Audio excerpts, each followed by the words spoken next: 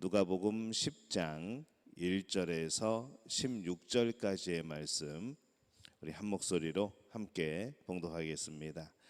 그 후에 주께서 따로 70인을 세우사 친히 가시려는 각 동네와 각 지역으로 둘씩 앞서 보내시며 이르시되 추수할 것은 많되 일꾼이 적으니 그러므로 추수하는 주인에게 청하여 추수할 일꾼들을 보내주소서 하라.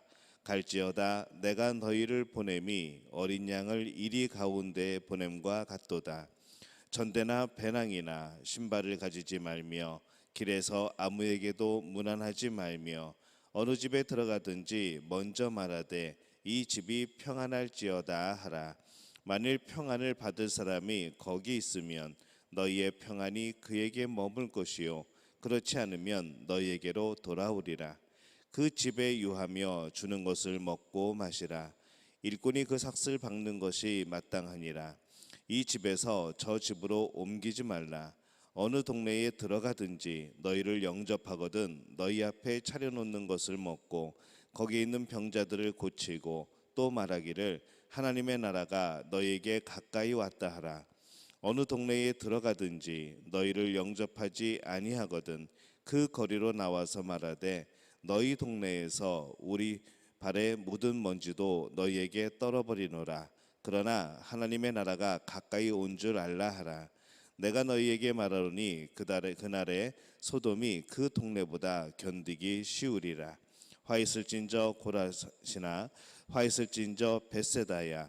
너희에게 행한 모든 권능을 두로와 시돈에서 행하였더라면 그들이 벌써 베옷을 입고 제에 앉아 회개하였으리라. 심판 때에 두로와 시돈이 너희보다 견디기 쉬우리라. 가버나움아 내가 하늘에서까지 높아지겠느냐 음부에까지 낮아지리라. 너희 말을 듣는 자는 곧 내 말을 듣는 것이요 너희를 저버리는 자는 곧 나를 저버리는 것이요 나를 저버리는 자는 나 보내신 이를 저버리는 것이라 하시니라. 아멘. 할렐루야. 하나님의 은혜가 오늘 새벽에 하루의 첫 시간을 드리는 우리 믿음의 가족들에게 함께 하시기를 예수님의 이름으로 축원합니다. 예수님은 예루살렘에 올라가시면서 마치 물결이 이렇게 퍼져나가듯이 이 복음이 먼저 퍼져나갈 수 있도록 이 70인을 따로 세워서 복음을 전하도록 그렇게 파송을 합니다. 여기에서 아마 이 70인은 아마 12제자가 빠져 있는 것처럼 이렇게 보입니다. 12제자를 제외한 이 70인을 세우셔서 예수님이 가시는 그곳에 앞서서 보내어서 그 인근 지역에 이 대대적으로 복음이 전해지도록 그렇게 하십니다. 이것이 아마 이후에 예수님께서 승천하신 이후에 이 복음을 전파하는 그런 모습의 그런 하나의 또 모형이 될 수도 있는 것이죠. 이 하나님 나라의 전파는 예수님에게만 국한된 것이 아닙니다. 12제자를 파송하였듯이 이 제자들이 그 하나님의 나라의 전파에 그 일들을 이어나가야 되는 것이죠. 그것은 12제자에게만 또 국한된 것도 아닙니다. 이 70인의 제자들도 그 일에 동참하게 됩니다. 그러고 보면은 또 70인에게만 국한된 것도 아니라는 생각이 듭니다. 오늘 2절 말씀에 보면은 이렇게 말씀을 하죠.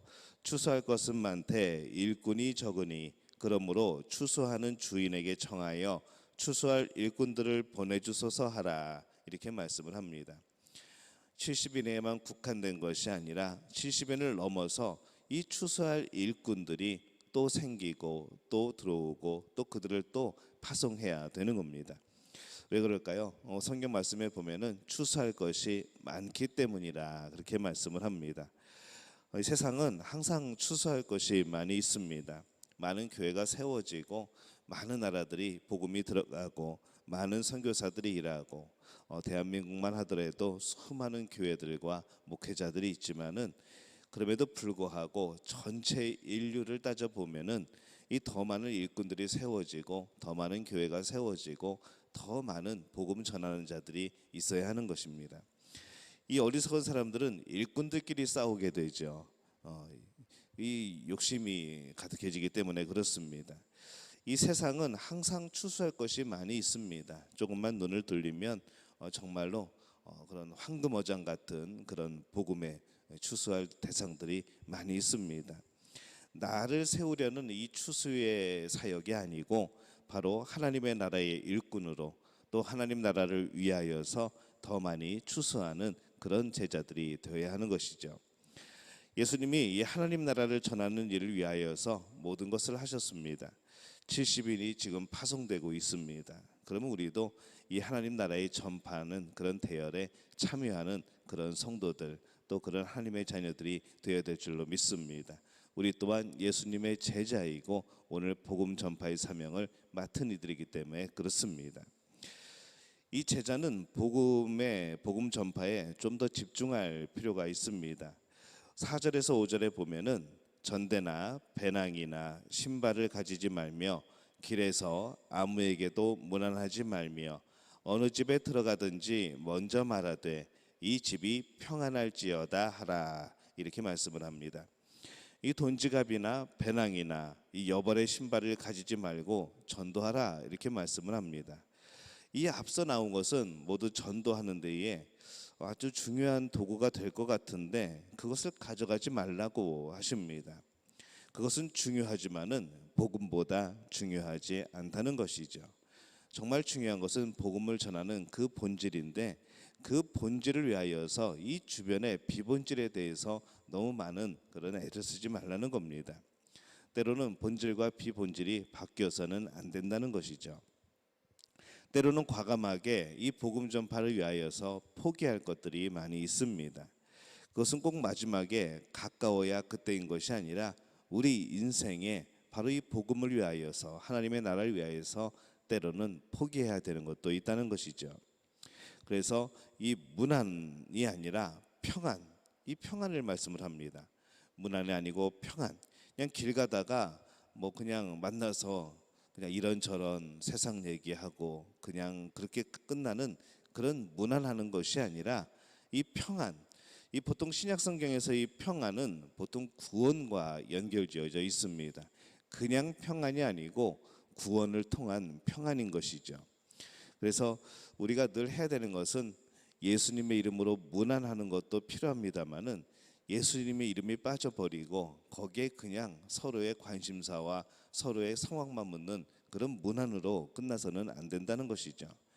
우리는 이 평안의 차원에서 이 평안의 복음을 전해야 되는 그런 사람들입니다. 그래서 항상 우리가 이 문안의 차원에서만 머무르지 말고 이 평안의 차원의 복음 전파가 필요합니다. 항상 우리의 구원을 되새길 필요가 있는 것이죠. 이 문제는 세상 사람들이 제자들이 전하는 복음을 알아주지 않는다는 겁니다. 그러나 그래도 그들이 전하는 복음은 그 자체로서 능력이 있고 가치가 있습니다. 그것이 귀하기 때문에 그것을 거절하는 사람의 죄도 크다는 것이죠. 12절에 보면은 내가 너희에게 말하노니 그날에 소돔이 그 동네보다 견디기 쉬우리라 이렇게 말씀을 합니다. 이 소돔과 고모라는 이 구약 시대의 악한 도시의 상징입니다. 그런데 왜 복음을 거절하는 마을들이 이 소돔과 고모라보다 더 비참한 상태가 되는 걸까? 우리가 생각해 볼 수 있는 것이죠. 그것은 그들이 이 소돔 성보다 더 타락했다는 것을 의미하는 것이 아니라 그것보다는 그들에게 전해진 그 복음을 듣지 않고 거절함이 지금 더 크다는 것이죠. 이 복음은 위대합니다. 그래서 그것을 전하는 사람은 매우 복된 사람이죠. 복음으로 내가 변화되지 않고 복음으로 내가 채워지지 않고 내가 복음으로 깨어나지 않고 복음을 전할 수는 없습니다. 이 복음은 위대한 것이죠. 그 복음의 능력을 내가 경험해야지 내 안에 있는 복음을 전할 수가 있는 것이죠. 그리고 또 그것을 거절하는 사람은 또 매우 화가 된다라고 성경은 말씀을 합니다. 이 가버나움은 예수님께서 공생의 사역을 하실 때에 본거지로 삼으셨던 곳입니다. 그곳에서 예수님은 많은 병자를 치유하셨죠. 그러나 그들 중에 많은 이들이 이 복음을 거절합니다. 그 도시는 또한 비참한 운명이 되어버립니다. 13절에 보면은 가버나움아 내가 하늘에까지 높아지겠느냐 음부에까지 낮아지리라 이렇게 말씀을 합니다. 이 복음은 전하는 사람이나 받는 사람에게 매우 중요한 의미입니다. 복음은 그냥 흘러가는 소리가 우리 귀에 듣기 좋은 소리가 아니라는 것이죠. 아무런 과정과 아무런 이유 없이 그냥 우리에게 마음을 평안하게 해주는 그런 것이 아니라는 겁니다. 위대한 사건입니다. 우리의 죄를 용서하시기 위한 하나님의 사랑의 사건. 이 복음은 사람들에게 때로는 참 값어치 없는 것으로 여겨지기도 합니다. 하지만 이 하나님의 자녀, 우리 신앙인들은 그것이 얼마나 귀한 것인지 우리가 깊이 알고 또 생각해야 합니다. 그래서 세상 사람들이 무지하여서 그 복음을 무시하여도 우리는 그것을 소중히 여기고 또 전해야 하는 것이죠. 예수님께서 이 70명의 제자를 파송하실 때에 어린 양을 이리 가운데로 보냄과 같다 이렇게 말씀을 합니다. 가는 사람도 많이 부족하고 그것을 듣는 사람은 더더욱 부족합니다. 그러나 그들이 가지고 있는 것은 바로 복음, 능력인 것이죠. 하나님께서 계획하시고 전하시는 복음, 이 복음은 우리의 복음이 아니고 예수 그리스도의 복음, 하나님이 우리에게 주신 복음입니다. 그래서 그 복음이 사람들에게 전해져야 되고 또 그 복음으로 많은 이들이 생명을 얻어야 하는 것이죠. 복음은 세상의 그 어떤 것보다도 귀하고 강합니다. 이 제자된 우리가 항상 이 복음을 들고 세상 속으로 들어가서 그것을 또한 전함으로 이 복음이 구원하는 놀라운 역사가 이루어지고 또 그 놀라운 역사들과 그 열매들을 우리가 바라보게 되는 그런 은혜로운 일들이 펼쳐지게 되시기를 바랍니다. 우리 믿음 가족들에게 주신 하나님의 사명, 바로 이 복음을 전하는 사명에 우리 먼저 복음으로 깨어나고 또 많은 이들을 복음으로 깨우는 복된 그런 사명을 감당하는 우리들이 되어지시기를 예수님의 이름으로 축원합니다.